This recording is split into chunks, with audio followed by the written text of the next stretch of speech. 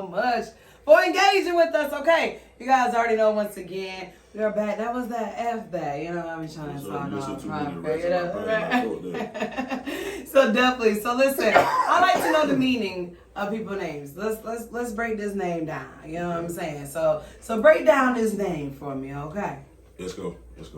Escobar. It came from Escobar. Okay, I didn't want to assume, but okay. So break it down for me though. All right, boom. My partner who passed away, Long Live Wetset, he gave me the name. He might have wrote me one day because I had my name on Facebook. I was just trying to come up with just something like on some, you know, mall balls. I was like Esco. Cause first it was Esco Corleone. Mm-hmm. Then it's somebody else named my partner named Cash Corleone. So I didn't want to be in his lane. Then my brother. So I didn't want to be like in my brother's house. So I was like, okay, let me do this. I put on Facebook Escobar. And my last name, what it is. So it made it Escobar. So I changed it. And my nickname Gabo. Mm-hmm. So Facebook just made it Escobar. Right, because I was about to say, you kept saying Gabo, and I'm like, you know, so I was like, okay, I'm going to figure out how this name comes from. My name Gavin, but my nickname Gabo. Okay. So when Facebook already know your real name, so it was saying Bo Esco, then it was like Escobar Franklin. Then I was like change name again, and it was like Escobar. So I just ran with it. Then I used to be saying to them, they were like, it ain't it, bro. That ain't it, bro. Escobar, bro. Why they feel like it wasn't it? Cause they were like, ain't two names. They're like, bro, your name Galvo, bro. Just call yourself Galvo, bro. Galvo. And so, but I feel like that's my real name. I ain't want everybody to know my real name. So I was like, okay. You feel me? You understand? You said so they got one anyway, right? You feel me? But that's how I just ran with the Escobar. So me and my manager were like, that's different because you got to think. Everybody, you got DJ Esco. It's a lot of Escos, but there ain't no Escobar. Yeah. There ain't no Escobar. But you can't type in Escobar and two of me pop up. Mm-hmm. So I was like, okay, that'll separate me from the other Escos that's doing whatever. Cause then I just didn't want to have the Escobar name because I went somewhere and I was like, damn, I'm finna perform with this dude and I ain't Escobar in here too. Right. Oh wow. Okay. I'm in Atlanta, so I just like, all right, let me just Escobar, and I stuck with that. Okay, definitely. Now I always like on the backdrop because like people always ask about my name, Kitty Mo, and so mine's pretty simple. Kitty Mo. Yeah. So people always ask about my name, but mine's simple. Shout out to my mama. You know what I'm saying? My mama called me that as a kid, and we started True Dreams together. So it was like, all right, makes sense, Kitty Mo. I had a little different other names in college, but we kept it with that. But no, so I like the originality when it comes down to just understanding why you guys call yourself who you are. Because a lot of times too, which I noticed, artists, you guys eventually like, y'all sometimes have like this changing moment, and then you guys decide to change your whole name, and now it's a new me. You've been thinking about. So yeah, I'll be willing to understand. Back to my Galvo, okay. But it depends on how everything fall in place. You feel me? But I might just stick with the Escobar. Okay, so but I want to ask artists that like why though? Like when y'all have that moment, like I get for an example, like. And I'm just thinking of like basics, like when people have like little, right, in the front of their names. Yeah. Okay, I get when they want to drop that. You know what I'm saying? Okay, because now they're a big boy, you know, whatever, right? So they don't want to be that anymore. But like as artists, like, you know, if you're still who you are, right, what makes a different name change? Like what does the name do? Yeah, right. So what does that name actually like? Because I meet artists where their name was this for, I know them a certain amount of years, and then now they changed it, and they like, Kitty Mo, it's now. And I'm like, but I knew you as this, you know? So it's like, what's the switch up? Like, what's really that meaning behind that? I never been that type of guy that just want to switch my name. Right. So I can't lie and just be like, I know that feeling. Okay. Because I always just been voting. But you say you've been thinking about it. No, that might cross my mind. Okay. When I just, you know what I'm saying? Because I might feel like Escobar might be too much. Mm-hmm. Then sometimes I might just want to be straight vote. Because I know Esco, you feel me? Mm-hmm. If you know me, if you know me, you're not going to call me Esco. Oh, yeah. If you don't know me, you're going to call me Esco. Mm-hmm. So that's what made me know, okay, that's when I just stuck with it too, because I was like, now this going to separate who really know me and who don't know me. Right. If you walk up on me and call me Esco, you don't know me. Right. But if you walk up on me and call me ooh, right. You know me. I die. Ooh, die. I'm gonna say when I say that. If you call me, if you call me True Dreams, that's how I get. If you call me True Dreams, I'll be like, they don't know me. Chemo, you kind of get a little bit of fast. if you say it right, because most people say Kadimo. I'm like, oh yeah, you really don't know who I am. You say Kadimo, and that ain't even my name. But however, so when it comes down to it, so the thing is, I like to understand a little bit of the backdrop. So you end up realizing, after a while, you're doing your thing, you're in the studio, and so then Pink, she actually recognized you. She see what you got going on, and so when it comes down to artists, a lot of times as artists, they feel like the independent route means just being 100% on their own with no support, with no help, with no team, in other words. So when you really need that, like I always tell individuals, any millionaires, any billionaires that you see, they got a team. It's not just them where they call themselves a self-made millionaire. They still had that team that was behind them. So how did you guys actually connect with one another? We linked up through Mother of My Child, her friend. Okay. I was doing a lot of performing, and they had called me one day. I was chilling on the front porch. I was just chilling, smoking, and she just pulled up fast in front of the house. I was like, what are you pulling up like this, yo? Okay. Pulled up fast in that gray truck. She hollered out. No, she didn't even get out. My people hopped out. Right. I was like, oh, that's who that is. So we were talking. She was like, hey man, I got somebody need you to meet, bro. Like for real, let them work, boy. She got you, boy. Come on, you need to you need to rock with. Right. I was like, all right, bro. I was like, bro, you know how many people tell me that, bro? Right. All right, bro. So Pink hop out, start chopping it up with me. But I knew she wasn't playing though, cause she hopped off of Bristol like. Cause she already done pulled up in the gray truck, right? Pink, look, Pink. Pulled up fast. She done came back in the room, hopped up, chilling, boom. Right. She hop out of the gray. Hey, nigga, hey, I ain't got time to play. This is what we got going on. I'm looking like, huh? What the lady got going on? So I'm looking like, she might be talking about something. I said, Nick, we was already out of town working. I'm talking about next week we working. She wasn't playing when she realized she wanted to check my music out. And people just kept telling like, boy, Fat Boy gonna work. He hard. You need to whoop. That's how that happened. It fell in place. Ever since then, we've been pressing the gas. Okay, and when did that start, like years wise, just to show love? How long have you guys been working now?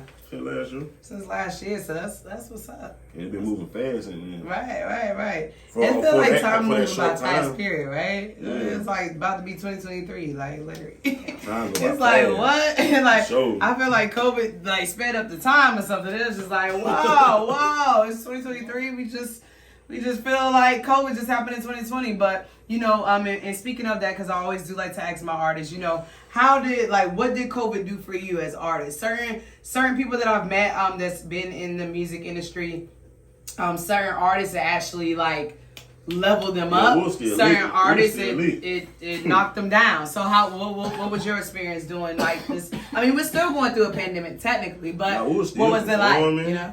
I was still performing, getting paid features. Before I had that pandemic money too, so them features, I was getting all that money. Tap in, I was getting all that feature money. Right. I ain't gonna lie. I quit my job in the pandemic and got more money from not working. Real talk. I remember I walked out I was in my job. And I was in all like, man, I'm tired of working, bro. I'm like, bro, I can't do this. I can't do this. And my homeboy like, I don't know why you working anyway, Mr. Rapper. You need to quit and go up. I don't know why you keep trying to work, bro. Right. Cause I used to come to work fresh and my whole demeanor, they used to be like, right. And I'm getting all these, so what did you do? What? Like, okay, my manager, they came in, right? No. I'm saying like, what did you do for a living, like before you went full time? Okay. Work the spot. Okay, all right, cool. Okay, bet. Okay. Yeah, man, I work the spot. Yeah, okay. Shout out Blood B, I work the spot. Yeah, man. Okay. So, I came in to work fresh, but I knew when I got out of work I had to perform in Atlanta. Right. But I had already had in my head what I was gonna do anyway. So okay. I walked in, I went to the back to the break room. They were like, hey, let's go, boy, you need to get up, you need to go get to the floor and get out the clothes and put on your stuff. And I was like, what? I was like, bro, I'm finna go. I was like, bro, I just came up, I'm finna meet my ride, bro. I'm giving them folks my ID. He was like, hey, security, we got one finna quit. Hey. So I just walked out. So while I'm walking out, everybody like, hey, bro, you don't need this job anyway, bro. Bro, you gonna be big, bro. Right. So they said then, I was like, if I quit this job, I gotta know I gotta focus on the music for real, cause I got kids, I got stuff I gotta focus on. If I'm a rap, I gotta do it for real. I can't be one step here and one step here. I gotta be straight rap, do what I'm doing. I've been sacrificing too much time from a lot of stuff not to make it happen. That's how that happened. I just put it all to the side. And I'm finna head first. NFL bleep the rap game. Let's do it. Oh, I definitely do respect that. And I ask my artists that because as artists, you get to that point where you're trying to figure out like, when is that right time, right? To be able to actually go full time with your dreams. And I always, what I did, like right before I went full time with my station, I asked literally 10 different people from 10 different, like basically entrepreneur backgrounds, right? Sure. And I asked them like just 2 questions. What was the age that you decided to go full time with your dreams? And then how much money did you have stacked up, saved up before you went full time? No lie, those 10 individuals, and you're talking about like a photographer, and I chose people that were successful, you know, so photographers, clothing lines, rappers, just a little bit of everything, in particular entertainment industry. And every single person had a different age, and every single person had a different amount of money. Certain people didn't even have no money, but but everyone was different. And I say that to say is, it's all up to you. You know, it's all up to you when you're ready to do that moment. That moment is uncomfortable, but it's the most rewarding feeling, you know, to be able to have. But it's the most challenging feeling to be able to have. Because what people don't understand is that being an entrepreneur, going full time, especially as an artist, basically, you have to work 24/7. It's really no days off. Like, you're literally working, honestly, if not 20 times more than you actually would working a 9 to 5 and getting a nice salary. Like, and of course now, you know, I don't mind the salary jobs because I need some ownership. Okay, so until the brass get right, you know, when it comes down, look, we're going real high in Charlotte. What are we doing? But however, when it comes down to it, you know, you're literally working 24/7. You literally don't know when you're gonna get a meeting, a phone call, a show, an interview. Like, your time is literally everywhere. Like, you have to 100% basically be flexible to be able to live your dreams. But, you know, as artists, I think that I like to still talk to my artists, those that I know that's doing this. You know, you said that you got to the level of being able to get paid features. You know, what does that take? Like, what's the backdrop of that? Because every artist wants to get to that level where outside of course, which we think are typical, getting paid for shows, you want to get paid to be on people's songs. Yeah. But what does that take, and what's the backdrop behind how to get to that level to help any artist that's watching and listening right now? See, you gotta it has to just be in you. You have to be hungry. Mm-hmm. Cause like I remember, I say this 5 years ago, 6 years ago, I was just living off feature money, like. At a young age, like, because I had always been rapping too. Mm-hmm. So we had a studio, a big studio on the east side, and I used to always be there before I knew I was hard. Mm-hmm. So I used to always end up getting some studio time or something, and he'll come and we'll just keep booking time. But I'll be in here so much, now people seeing my face. Mm-hmm. I'm in these folks' face. I'm in every studio, every side of town. I'm in every studio, but I'm freestyling a lot, dropping freestyle videos. I'm always on the internet rapping. Or I'm at a party rapping. I'm at this club. I'm on the stage rapping. So by that time, I just my talent. However, the flow they were liking, people used to come to me like, "Hey, bro, how much you talking about for me to get on your song?" I was like, "Huh?" Right. And I tell my people, I'm like, "Hey, bro, you know somebody just asked me out." They're like, "Tell them me, bro. Tell them me, bro." Mm-hmm. So it was like this is 6 years ago, like, right. And it's just the grind made people do that.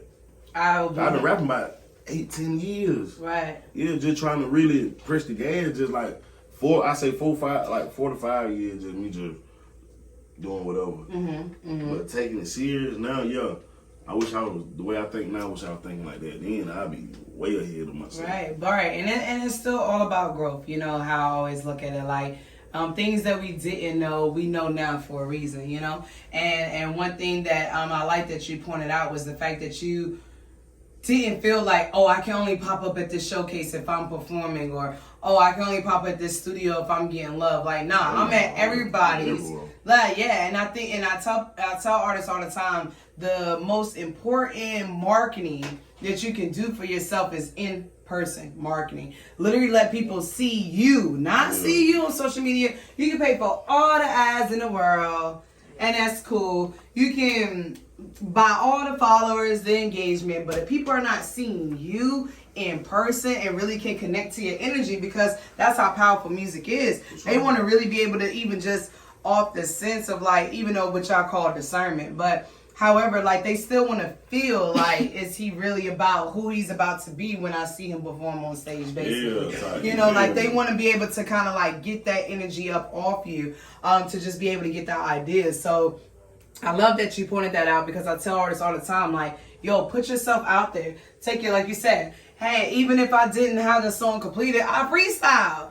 And at the end of the day, you couldn't tell me that I didn't know my music, you know, like prior to, because when I freestyle, if somebody was recording, now I can turn it into a track, you know, basically. But it was still taking that advantage of feeling like, oh, well, I don't have my music done yet, so why should I go to the show? See, I don't even think right, exactly. But I have so many artists, you know, that I've met throughout the years. It's been like, oh, well, once I get this done, then I could do this. And I tell people, yo, you just gotta try it. Like, you know, when they say like, don't try, do it. No, when you try, you're doing it. You know, literally, when you try, you're doing it. So you took that chance. Hey, listen, I knew this song wasn't all the way completed, but guess what? I tried and I completed and I did it. That's what gave me that boost when I was on first place. And I'm like, the song wasn't even done. Right. But I already knew how I was coming anyway. Right. He played how I was supposed to play it. Right, definitely. So listen, so we're gonna go ahead and get into this next single, which is No Pen and No Pad. So I already know you kind of no pen, no pad, okay? We're in the first place, but let's talk about the single that we're about to hear now. And it's also featuring Big Yabo. Okay, so yes, let's talk about it. Yeah, just the new single, No Pen, No Pad, Big Esco, Big Yabo, Double O World. We made it in Alabama at the studio in the barbershop. Alabama? In the barbershop. In the barbershop? That sound, you say Alabama in the barbershop, just picture, I can picture the whole city. In the back of the barbershop. I was going to say, did they have a little studio in the back of the shop? Okay, cool. Oh, no, it was fine though. Right.